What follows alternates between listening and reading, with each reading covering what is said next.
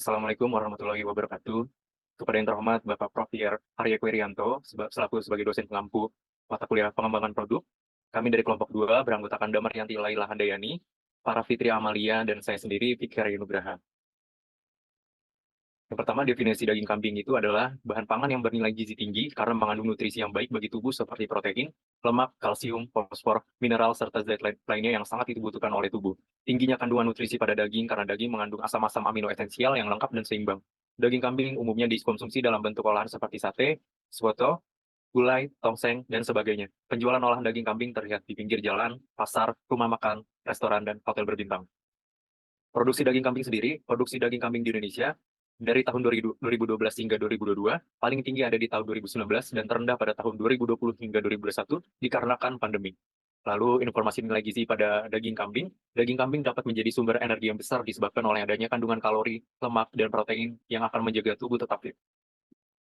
Lalu dia produk daging kambing, yaitu yang pertama dendeng sapi, abon, rendang, keripik, kebab, bakso, wonton, sosis, dendeng balado, martabak, sate lilit, steak, nugget, kornet, rolade, dan yang terakhir patty burger. Lalu seleksi dia produk atau sequential screening. Di sini ada tabel dengan keterangan atribut A harga jual terjangkau, atribut B memiliki waktu penyimpanan yang lama, atribut C proses pengolahan sederhana, atribut D penggunaan bahan baku lebih dari 50% daging kambing, atribut E bahan baku mudah ditemukan, atribut F menggunakan peralatan sederhana, atribut G tidak menggunakan suhu 160 derajat Celcius sehingga kandungan gizi tidak rusak.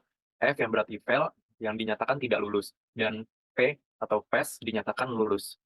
Di dalam tabel tersebut ada 3 olahan produk, yaitu dendeng crispy yang dinyatakan lulus, keripik, dan sosis. Lalu yang pertama adalah seleksi dia produk. Dari yang pertama dendeng crispy, olahan daging yang telah berbumbu dan memiliki tekstur kering crispy, dijual dalam bentuk mentah sehingga memiliki masa simpan lama. Prosedur olahan dari dendeng crispy adalah yang pertama cuci bersih daging, lalu potong sesuai selera, rebus sampai empuk, angkat dan tiriskan, jangan dibuang kaldunya.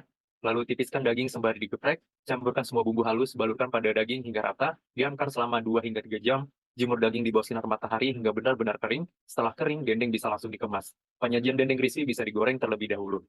Lalu yang kedua, keripik. Snack berbahan dasar daging kambing yang dilapisi oleh tepung. Keripik salah satu cemilan yang memiliki kandungan gizi tetap karena tidak memenuhi proses pemasakan yang kompleks. Prosedur dari olahan keripik daging kambing adalah yang pertama cuci dan iris tipis daging, diamkan daging kambing pada saringan agar kandungan airnya berkurang, akan lebih bagus jika dijemur setengah kering lebih dulu.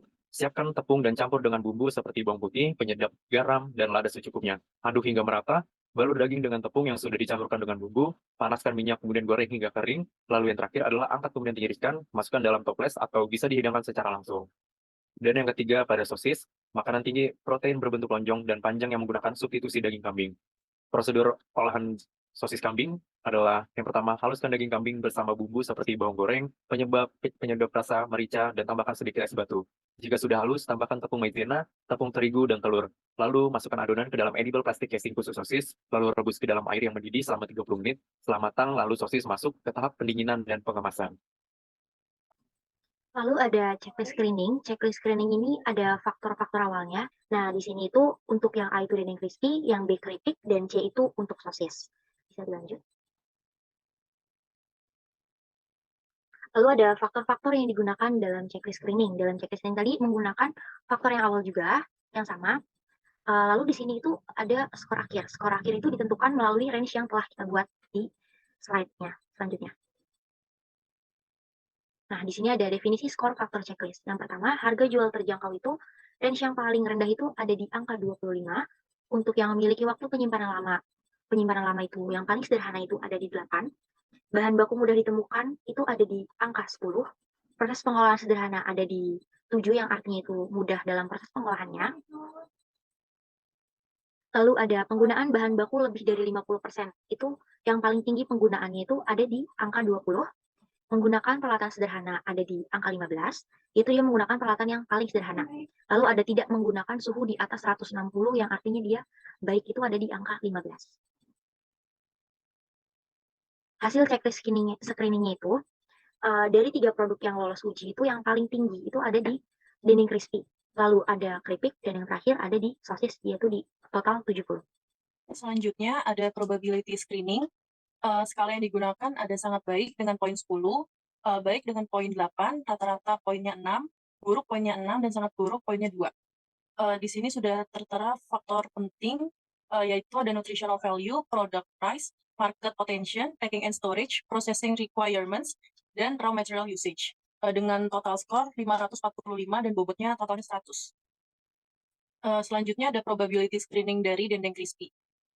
Di sini untuk nilainya satu orang memiliki nilai 0,3, sehingga pada tingkat bobot yang diinginkan tinggal dikalikan dengan masing-masing nilai. Contohnya adalah pada nutritional value, di sini 0,7 berada pada 8 dan 0,3 berada pada nilai 6.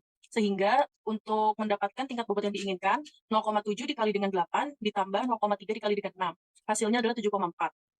Selanjutnya, untuk perhitungan pada kontribusi terhadap total yang diharapkan, didapatkan berdasarkan tingkat bobot yang diinginkan dikali dengan skor masing-masing. Sehingga di sini masih contoh yang sama, yaitu pada tingkat bobot yang diinginkan adalah 7,4, dikali dengan skornya dari nutritional value adalah 18, sehingga didapatkan hasil kontribusi terhadap total yang diharapkan adalah 133,2. Begitupun dengan hasil yang lainnya, sehingga total dari kontribusi terhadap total yang diharapkan pada produk dendeng crispy adalah 900,2. Selanjutnya ada probability screening dari keripik, masih menggunakan rumus yang sama, sehingga total keseluruhan dari kontribusi terhadap total yang diharapkan dari produk keripik adalah 839,2. Yang terakhir ada probability screening sosis, kontribusi terhadap total yang diharapkan keseluruhannya pada produk sosis sebesar 735,8. Untuk hasil probability screening, produk dendeng crispy memiliki total kegunaan 900,2, produk keripik memiliki total kegunaan 839,2, dan yang terakhir produk sosis memiliki total kegunaan 735,8. Sehingga produk yang terpilih adalah dendeng crispy dengan total kegunaan sebesar 900,2. Sekian presentasi dari kelompok kami, kurang lebihnya mohon maaf. Wassalamualaikum warahmatullahi wabarakatuh.